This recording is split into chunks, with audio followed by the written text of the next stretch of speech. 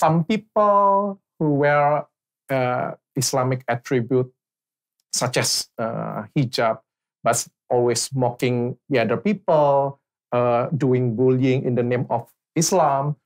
I believe that no practicing Muslim, if someone can show me a religious scripture better than the Quran, I'm ready to accept Islam. I'm ready to give up Islam. Islam is allow us to killing people for a defense our religion. Yes, it does Allah.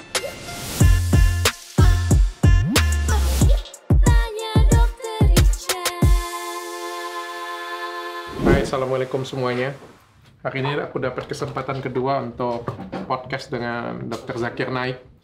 Suatu hal yang membahagiakan banget. Yang pertama, aku dapat kesempatan podcast di Malaysia, di kediaman beliau, ngelihat kehidupan beliau. Banyak yang tanya dengan aku, Dok, kenapa pertemuan pertama, waktu itu sempat trending satu, kenapa pertanyaannya nggak berbobot? Karena aku dapat kesempatan 2 kali memang interview dia, dan aku tahu aku dapat kesempatan sekali lagi untuk interview di Jakarta. Jadi aku persiapkan pertanyaan-pertanyaan berbobot di Jakarta. Dan waktu di Malaysia, dan aku pikir nggak ada yang pernah ngeliput kehidupan pribadi beliau, jadi aku dapat kesempatan pertama kalinya untuk ngeliput kehidupan pribadi beliau, tanya tentang diri dia, kegiatan sehari-hari, dan lain sebagainya. Hampir batal ya, Kodondi ya? Ini gara-gara Kodondi nih, hampir batal nih. Tapi berkat Kodondi, acaranya berhasil. Nanti mau di mana kok? Di Surakarta, di 8 Juli. Malang, 10 Juli, Bandung, 12-13 Juli. dan juga ada di Jakarta tanggal 18 dan 20 Juli nanti. Sampai 20, dan semua eventnya itu gratis. Dan aku dapat kesempatan untuk interview dan podcast yang kedua dengan Dr. Zakir Naik, dan kali ini aku pastikan aku buat pertanyaan yang sangat berbobot. Ini adalah pertanyaan yang sebenarnya banyak banget orang tanyakan, tapi mungkin banyak orang takut untuk bertanya. Jadi aku mewakili mereka yang takut untuk bertanya. Pertanyaannya, ini adalah 6 pertanyaan tersulit yang pernah aku buat selama aku podcast. Tapi entah kenapa aku yakin beliau pasti bisa jawab, karena beliau sekaliber pendakwa internasional. Aku yakin beliau pasti bisa jawab, karena yang aku tahu, Islam itu nggak pernah takut untuk menjawab, dan tidak pernah takut pertanyaan yang susah. Karena di setiap pertanyaan susah, justru akan ada hidayah yang luar biasa. Aku percaya itu.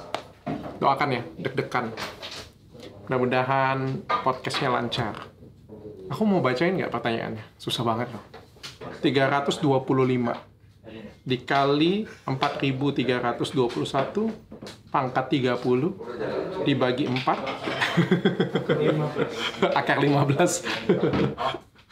Assalamualaikum. Nice to see you again in Jakarta. Assalamualaikum. Waalaikumsalam warahmatullahi wabarakatuh. How are you? Alhamdulillah, I'm fine. I'm very happy that you are in Jakarta right now. Alhamdulillah. Our first meeting, we have number 1 trending in Indonesia. Congratulations. MashaAllah. Now you're in Indonesia. You do dakwah in Indonesia, right? Yes, Okay. the first talk will be in Solo on the 8th of July.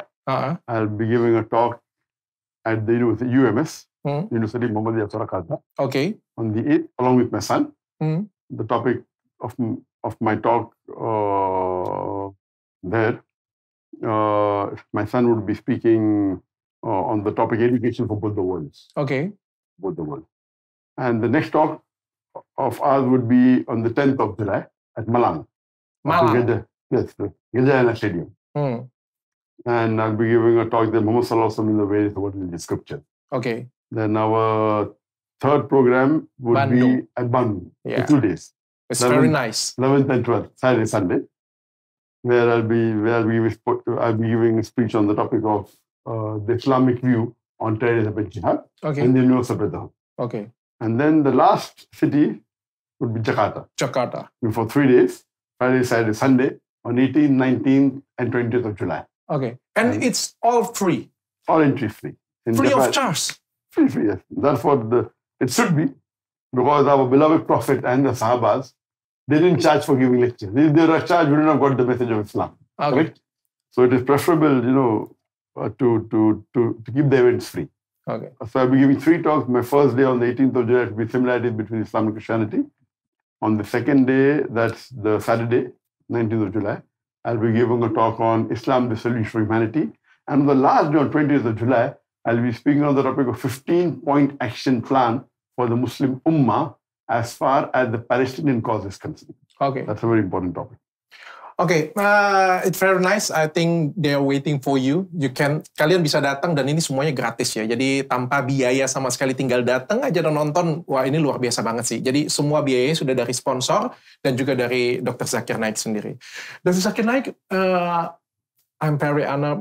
Our first session, we talk about you. We talk about yourself, and it's #1 trending in Indonesia. People in Indonesia very love you. I'm aware of that, mashallah. But the second, I love them too. Oh, and the second session, I will ask all about Islam and all about Al-Quran. Maybe a lot of people want to ask this, but they're afraid to ask. And allow me to represent them to asking for you. Okay. No problem. You're most welcome. I will skip the introduction. My first question: if the Islam is true religion, Islam is the best religion in this world. So why there's a lot of the other religion in this world? Maybe it's even about 100 religion, and sometimes the non-Muslims act better than a Muslim. Your question is that Islam is the best religion. Why do you have Muslims who are doing wrong things? Like, why do you find Muslims cheating? Why do you find Muslims drinking alcohol? Yeah, because why do you find other religious people better? That's the question. Because Islam is true religion. Yes. The thing is that if you analyze, if you have to understand the religion, you have to understand the scriptures of that religion. Don't look at the followers. If you want to understand Christianity, don't look at the Christian. You study the Bible. If you have to understand Hinduism, don't look at the Hindus, how they follow the religion. Look at the Hindu scriptures, the Vedas, the Upanishads. Similarly, if you have to understand Islam, don't look at the Muslims. Study the Quran and the authentic Hadith. Okay. So to understand a religion, you have to understand Al-Quran, the scriptures. For Islam, Quran and Sahih Hadith. For Hinduism, Vedas and Upanishads. And then you have Bhagavad Gita, etc. For Christianity, you have to study the Bible. Now, all the people who claim to be Muslim may not be practicing Muslim. So I do agree with you. There are some Muslims who are not practicing Muslim. I do agree there are some Muslims who cheat, who tell lies, who drink alcohol, who do wrong things, who do injustice. But as a whole, today in the world, if you see the maximum people who are teetotalers mean don't touch alcohol as a whole, #1 are Muslims.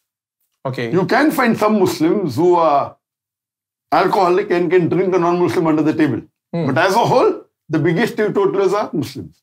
The biggest people who do charity are Muslims. There may be some more stingy, but the biggest charity in the world are done by Muslims. The most honest people as a whole are Muslims. So I do agree with you, there are some black sheep in the community. What does the media do? Media picks up these black sheep of the community and portray to the world as those exemplary. Okay. Muslims are terrorists. Muslims are alcoholic. Muslims are drug smugglers. There are some black sheep in the community. But they are not practicing Muslims. They are pseudo-Muslims or they are namesake Muslims. So the media picks them up and portrays as those. If you see as a whole, amongst all the religious communities in the world, there is no one who can show a candle to the Muslims. Okay. If you compare Quran with any other religious scripture, no one can show a candle. You understand, no? Yeah. So that's the reason my specialty is comparative religion. I study the scriptures of the various religions. And I say that, okay, I was a Muslim because my father was a Muslim maybe till the age of 19. Because I was born in a Muslim family and I just followed. But after that, I started studying comparative religion. So when I studied comparative religion, then I studied the various, now I'm Muslim by choice. If someone can show me a religious scripture better than the Quran, I'm ready to accept Islam. I'm ready to give up Islam, sorry. Okay. If someone can prove to me religion better than Islam, I'm ready to change. But I know there's no religion better than Islam. Okay. I know there is no scripture in the world which is better than the Quran. So that is the reason I'm a student of comparative religion. And I said, okay, let's study the scripture. Don't look at the followers. But even as the followers today, in census today, according to census, the Christian may be about 2.4, 2.6 billion in the world. Muslims are more than 2 billion. But in terms of following, Muslims are much higher. Majority of the Muslims at least follow Islam. Even if they don't pray 5 times a day, they pray few times a day. They at least pray Jummah Salah, majority of them. But most of the Christians, they're namesake Christians. They fill the sense. They may be atheists. They may not believe Jesus is God, but they fill the sense with that. So in terms of practicing any religion, Muslims are number 1 in the world. Yeah. 100% don't practice. But as a whole, we are the biggest followers of any religion. So therefore, if you compare apple to an apple, so we can't pick up black sheep of the community and portray them as the exemplary. So why people who don't know about Al-Quran, it says the other religion sometimes act better than a Muslim itself? They may act better than a non-practicing.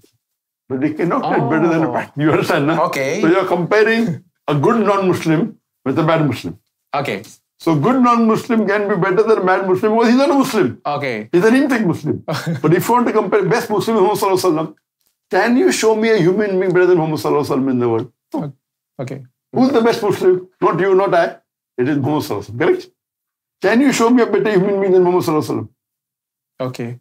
That's the reason Michael H. Hart, he wrote a book on 100 most influential people in the world. He was a Christian. He didn't put Jesus Christ number 1.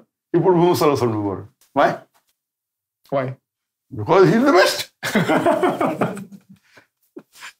Thomas Carlyle, when he writes the book Heroes They Know Worship, Okay. he's a Christian. He puts number 1 hero Muhammad Sallallahu Alaihi Wasallam. Lamartine, Muhammad Sallallahu Alaihi Wasallam number 1. So when you read the books of non-Muslim, when you do an objective study on the life history of the people, the best human being is Muhammad Sallallahu Alaihi Wasallam. Okay. So that is the reason if we analyze what we have to take it, we have to understand the religion from the scriptures. Okay. So there is no connection between what we do and what we believe and what our religion, right? No, there is a connection. Those people who do wrong things, they don't believe in it. They're namesake believers, you understand, na? They're the person who believes in the Quran will never do wrong. The problem is, they are namesake Muslims. They may have the name as Abdullah, Muhammad, Zakir, but they may not be following the Quran. So they're not practicing Muslim, they're not practicing Muslim.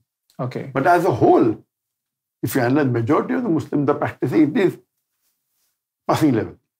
You know, no one can claim to be 100% perfect Muslim except our beloved Prophet Muhammad. We can strive to be like him.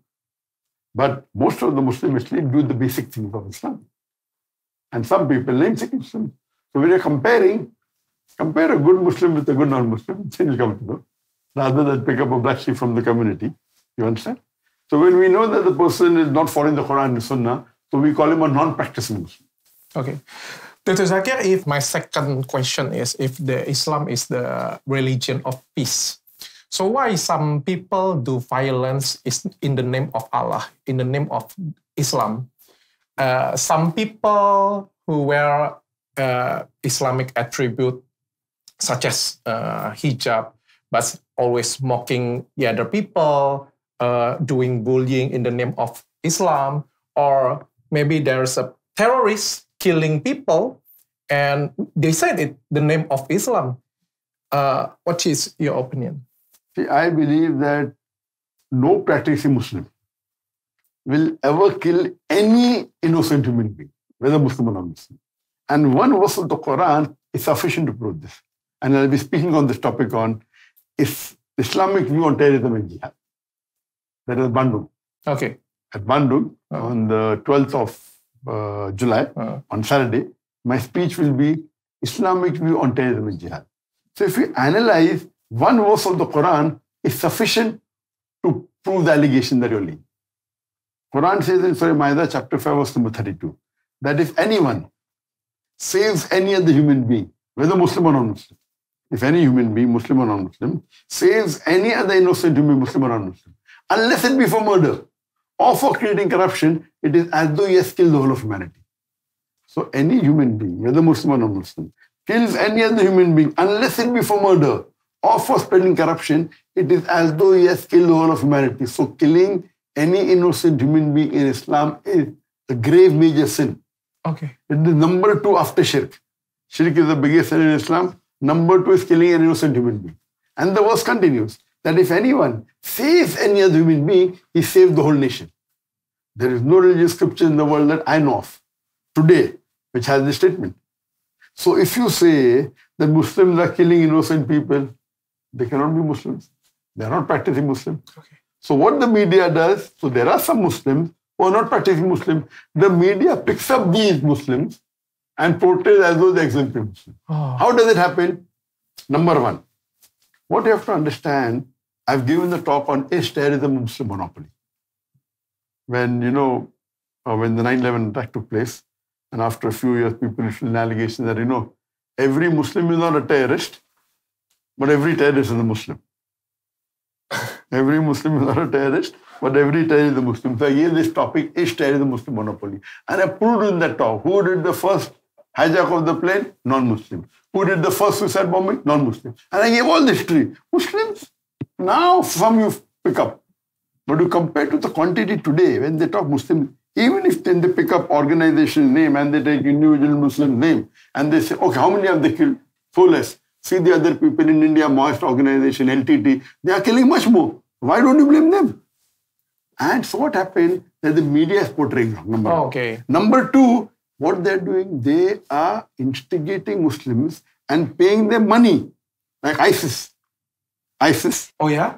For ISIS, I call them an anti-Islamic state of Iraq and Libya.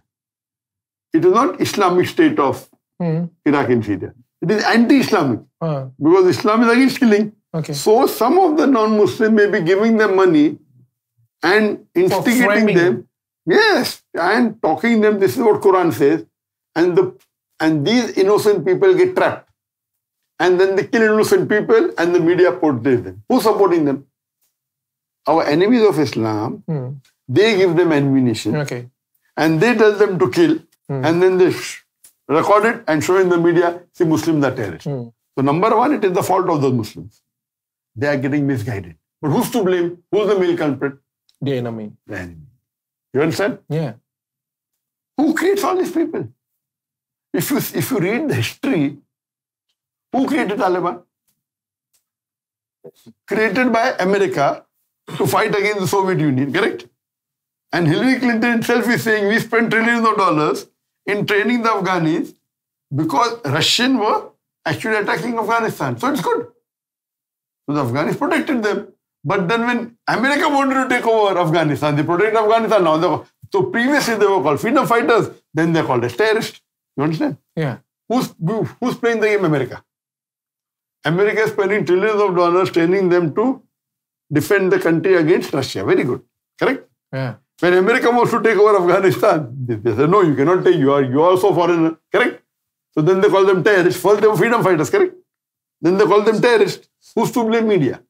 Okay. And now they got back the country after more than 20 years, after spending trillions of dollars. So all this is a game by the enemies of Islam.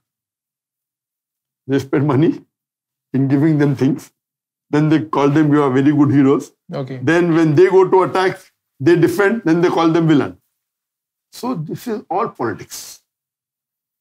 So we understand religion by the scripture. And we stick to our scripture. We follow our scripture. You want to understand Islam, don't look at the followers, look at the scripture.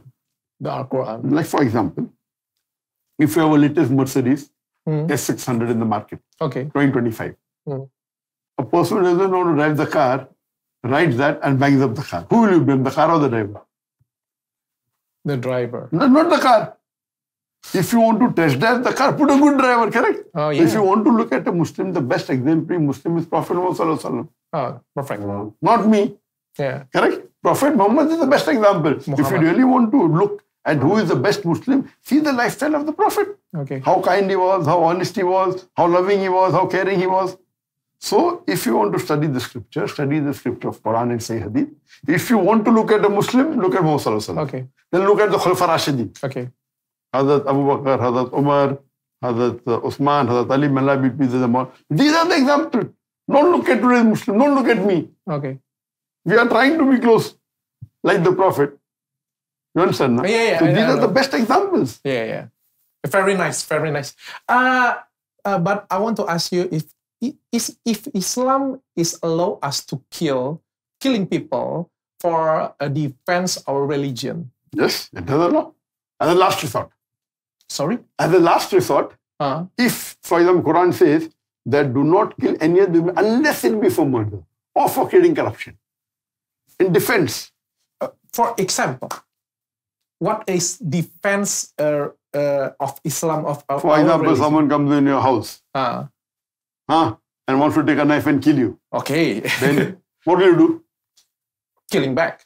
No. Defense. Defend without killing. Calling police. Yes, okay. Defend. But as a last resort, if there's no option but to kill him, you kill him, correct? Yeah. You don't go and kill him first. First you try and injure him. Okay. But if he's there trying to kill you then, so Islam gives you permission. Even if someone comes to kill you, you don't have to kill him. First you have to overpower him. But if there's no option, you have to kill him, you have to kill. It's allowed in all law. Why does the police have police force? Why does every country have a police? And the police have a gun, why? To kill? No. The first job is if a robber comes, you shoot at the leg. Okay. Don't kill them, correct? Okay. That is the rule of every police. Whether it be Indonesian police, American police, Indian police, UK police, first you have to shoot at the leg. Don't shoot at the heart of the brain, correct? But if required, if they want to kill you, you can kill in self-defense. Okay. The same thing in Islam, as a last resort, you can use last resort.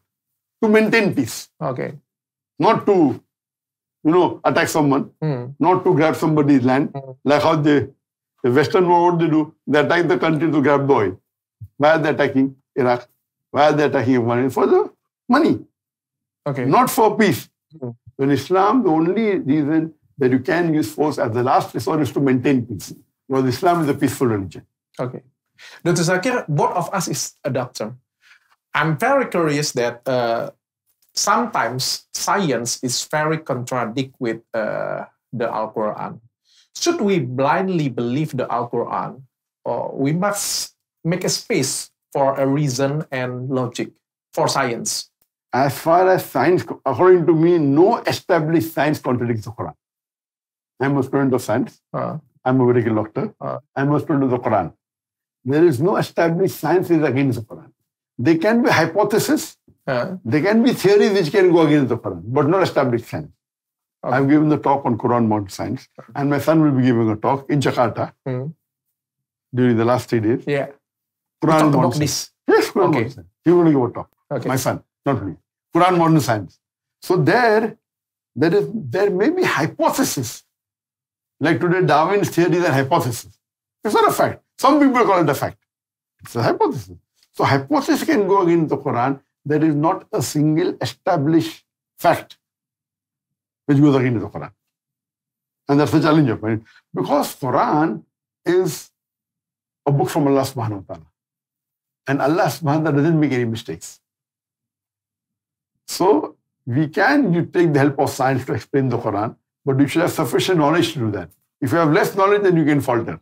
Okay. So you can use, as we discussed last time, we can use science to explain Quran and do dawah, but you have to be careful that only use selective scientific facts, not hypotheses. Okay. My fourth question. If God wants everyone believe in Islam, so why there is a person in this part of this world who never get a chance to know about Islam? They don't expose Islam. No, Allah says in the Quran, they will go to heaven after they dead? Allah says in the Quran, if He wanted, He could have made everyone Muslim. Very easy for Him. Then where is the test? Yeah. Allah says in the Quran in Surah Mulk, chapter number 6 and verse number 2, Alladhi khalaqal mawta wal hayata. Allah has created death and life to test which you are saying good indeed. So this life is a test for us. Now the question is that what if someone is there in the world which hasn't heard about Islam? Now in today's world, this is hypothetical. So today's world is a global village. If you had told me this 100 years back, 200 years back, okay, possible. Now the world is a global village. Everything is there. I doubt there will be a human being who has not heard about Islam. May have heard less. But there's a verse in the Quran in Surah Fussilat, chapter number 41, verse number 53, where Allah says, Sanurihim ayatina fil afaqi wa fi anfusihim hatta yatabayna annalak. That soon we shall show them our signs in the furthest regions of the horizons and into their soul until it is clear to them this is the truth. So Allah says in the Quran, we will show to every human being, whether Muslim or non-Muslim, any human being, his signs. What are signs? The stars, the sun, the moon. Until it is clear to them. And now, this is the truth. That means Allah takes it upon Himself to show every human being himself the haqq. But when he knows the haqq, he may not follow it. Okay, now if I become a Muslim, then I'll have to stop cheating in my business. I'll have to stop bribing in my business. I'll have to. So he may get the haqq, but he may not accept it for his personal reasons. You understand?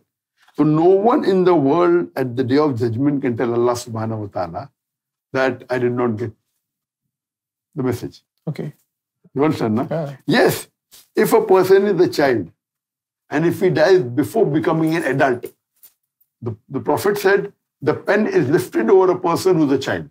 So if a child does something wrong, he's not responsible.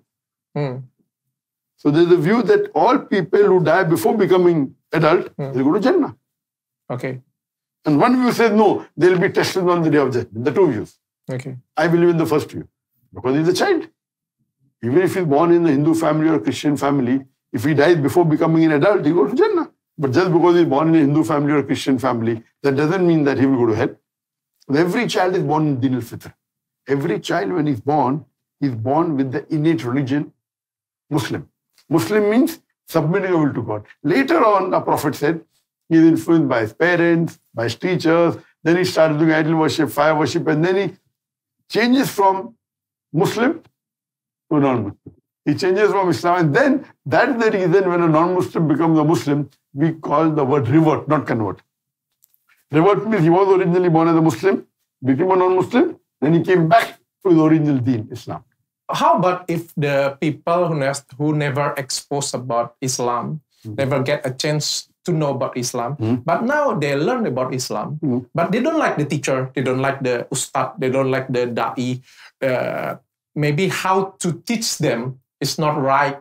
So is it they rejected the God, or they just rejected how the God introduced to them? See, for a person who studied Islam, he will like Islam because of the Quran or because of the teacher.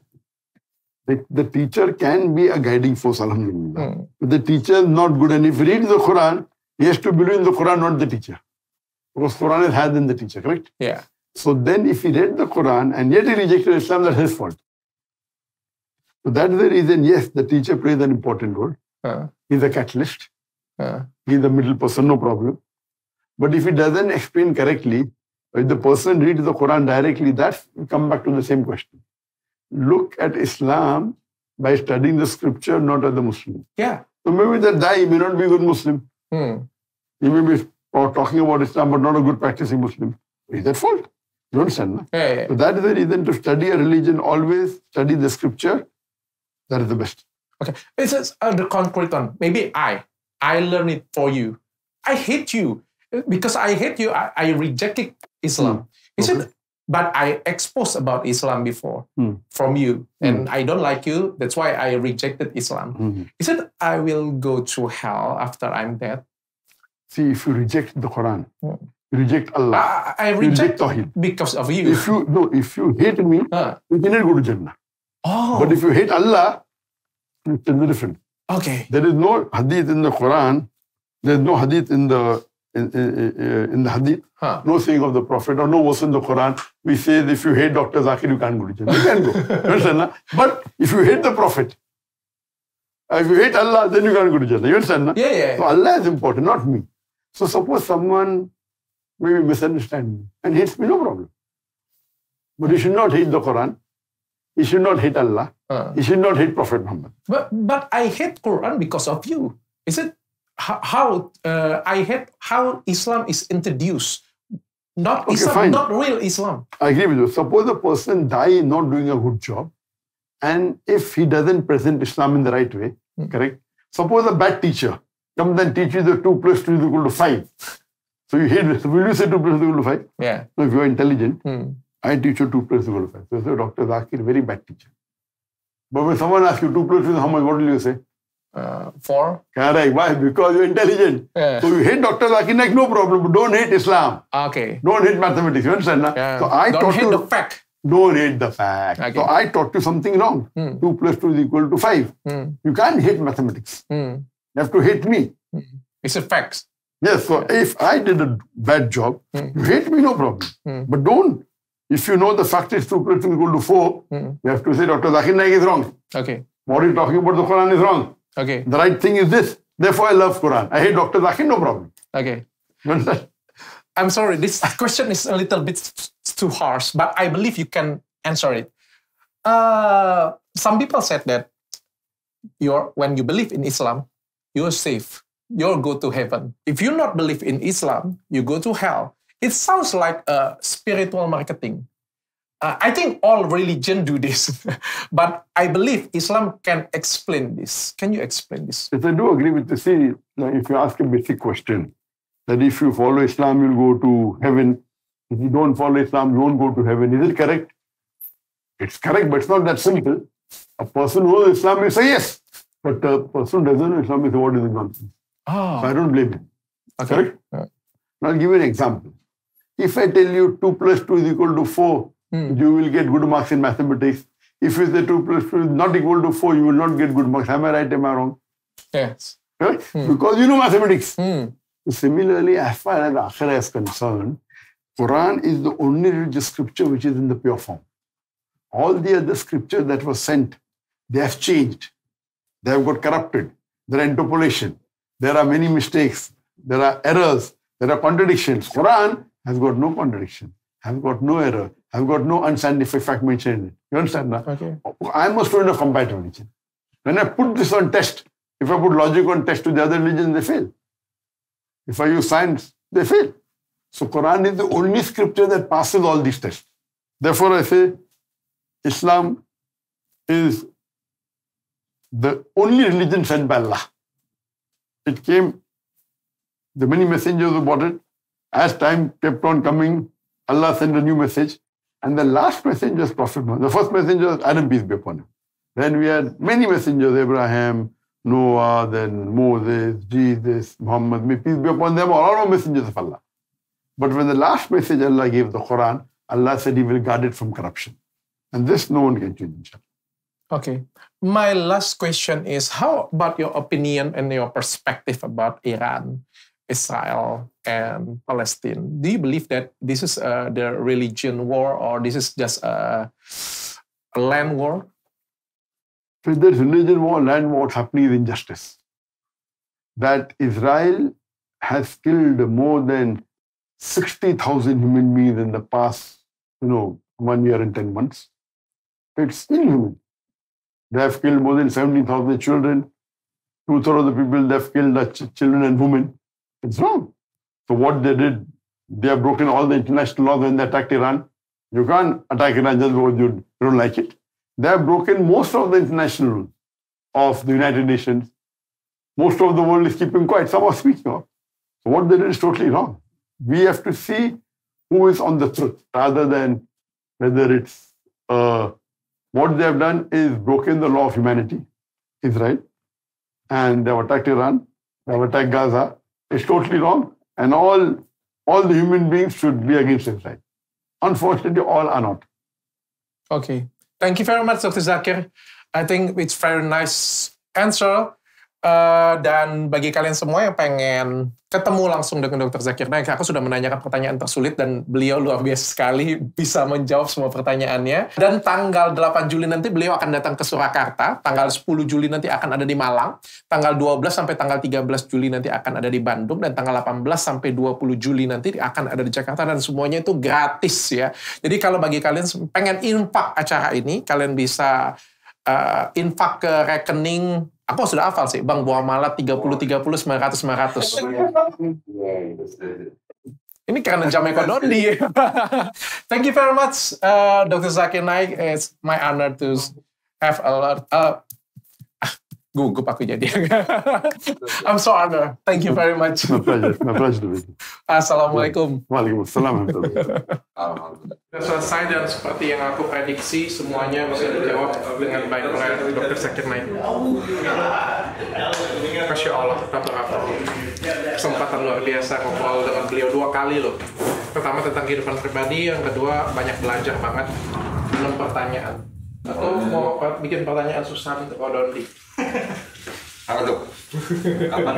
Yang ada pertanyaan susah, yang ada jawabannya susah. Aku tanya susah nih. Iya. Kapan Koroni mau nikah lagi? Belum ada rencana. Takut istri nggak? Enggak. Aduh, abangnya.